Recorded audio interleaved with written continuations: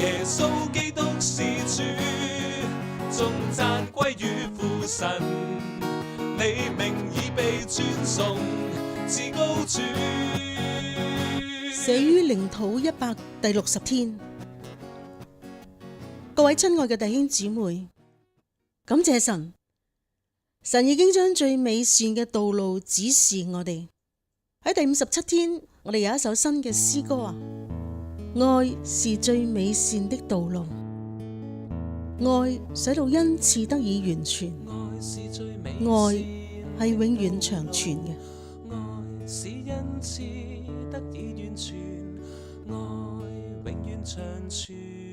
因為喺過去嘅10天裏邊，我哋集中閱讀哥林多前書第12至到第14章嘅經文，我哋要喺愛嘅裏邊為聖靈嘅恩賜去禱告，我哋祈求有羨慕領受恩賜嘅心，我哋祈求能彰顯聖靈嘅大能，更加求係按照着主嘅美意嚟到去運用恩賜服侍。我哋從聖靈感動我哋嘅認信，呢個係第51天係開始，去到第60天結束嘅時候係順服聖靈嘅新秩序。神嘅聖靈就係三一真神自己，係偉大聖潔同埋良善。只是我哋喺聖靈嘅運行裏面，總係避免唔到會懷着私心，會偏行己意，然而卻不知道。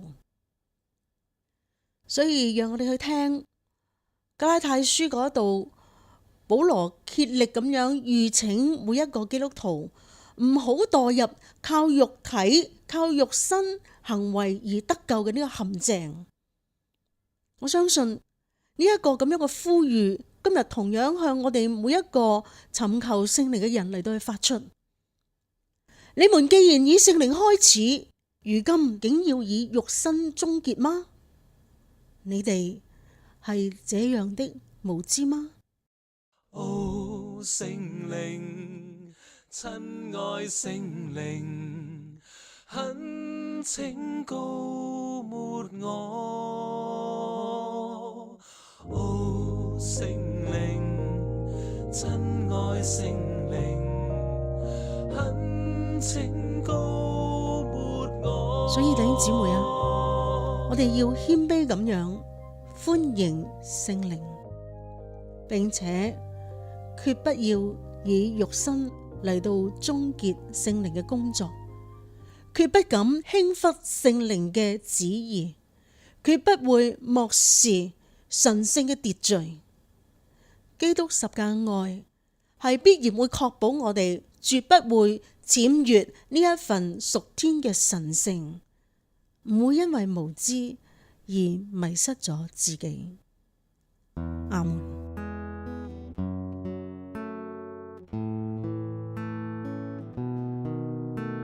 聖靈帶領我進入美善，聖靈使我得以完全，聖靈帶領我進入美善，聖靈使我得以完全。